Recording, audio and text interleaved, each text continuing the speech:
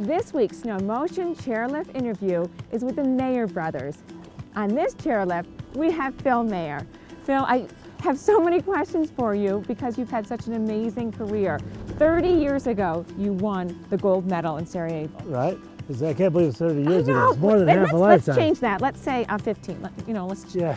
You and your brother have done so much for the sport of ski racing for so long. Tell us about that moment, though, 30 years ago. You know, I really resigned myself to a silver medal after the first run. Steve led the first run. I think I was 7/10 behind him, and that's an eternity in slalom skiing, so I pretty much given up hope on a gold.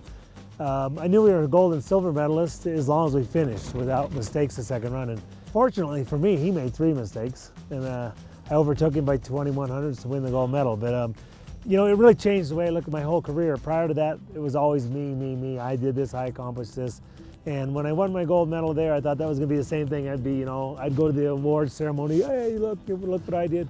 It wasn't the case at all. You start to hear your national anthem play, and it's not just yours, it's America's. You see your flag being raised to the highest stanchion, and all the thoughts go through your mind, you know, that's just not my flag. And coaches, family, friends, teammates, they're all on that podium with you. And it really changed the way I look at my whole career.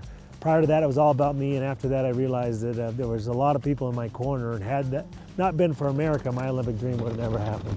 Oh, that's really nice to see the big picture and be so grateful. You have to be. You know, you don't get anywhere on your own. Obviously, you put in a lot of hard work, but there's a lot of people that work hard to really let you do what you love to do. So it's a team. Yeah, Big team. It's all a team.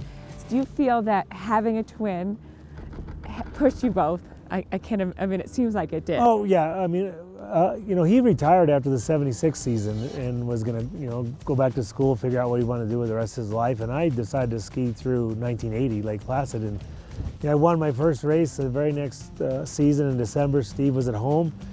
He's like, I can beat him, and so he came out of retirement, and we raced together. Of course he could. Raced together for 8 more years. Had he not come back, I would have made it to 80. I don't know if I would have stayed around for 84. Would I have been as successful as I was without him there? I don't know. That's hard to say. We push one another without even knowing we push one another. I know you do. I see it. Yeah. We're competitive.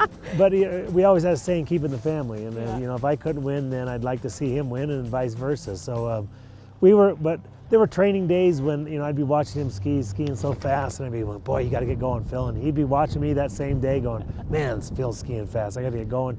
So without really even having a clock on one another, we knew, or we pushed one another. And it was great to have a partner like that to train with, to really push or compare yourself to, and also push yourself with.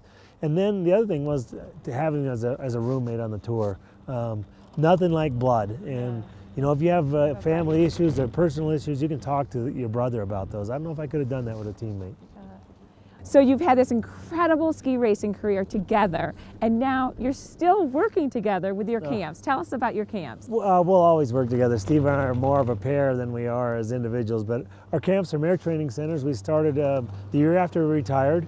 We went to Keystone, Colorado, and we did camps there for 20 years, and we just moved to Deer Valley 10 years ago. We do 5 a year, 2 in December, 2 January, 1 in February usually.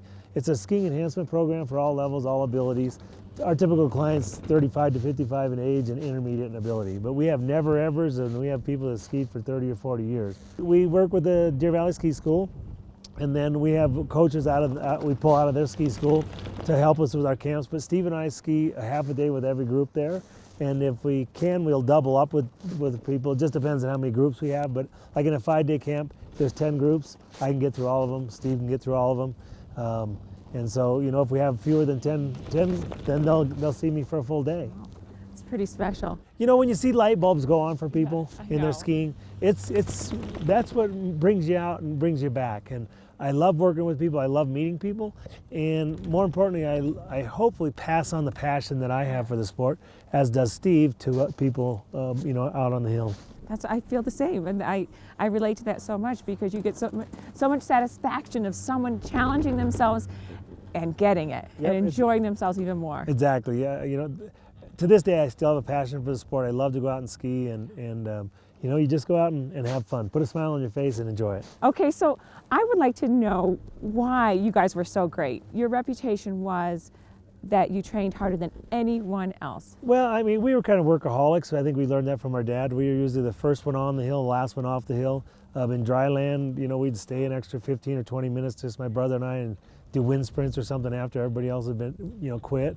Talent will take you so far, but it's hard work that takes you the rest of the way. And a lot of kids have a lot of talent, but they don't have the determination, the desire, and the drive from within to take them to the next level. And that's frustrating because... To watch that? Yeah, it is. Yeah. It's frustrating to watch that because there's a lot of people that have a great talent, and it just doesn't seem to come to the surface the way it should. What would you tell a young ski racer that has aspirations to be one of the best? Well, the biggest thing is to have fun. You have to love what you're doing, have a passion for what you're doing, and then you have to work harder than everybody else, and you have to be willing to try new things, but you also have to know yourself well enough to make decisions for yourself. It's your career, and you have to make the decisions for your career that you feel are best suited for you. And a lot of times, you know, kids are asking for an answer versus trying to find that answer Give me themselves. an example. What do you mean? A decision that they, let's like say, how many training runs, or what skis they're using, or what camps they're going to go to? Whether you're going to go to a camp in the summer or whether you're going to stay home. Steve and I gave up ski camps to play high school football. I said, you know, I can play high school football for 4 years. I can ski race the rest of my life. And so we gave up the opportunity to go skiing and play football. But there were times in Europe when I say, okay, there's 2 races left in December. I'm skiing terrible. I should just go home and take an extra week at home and do my own training.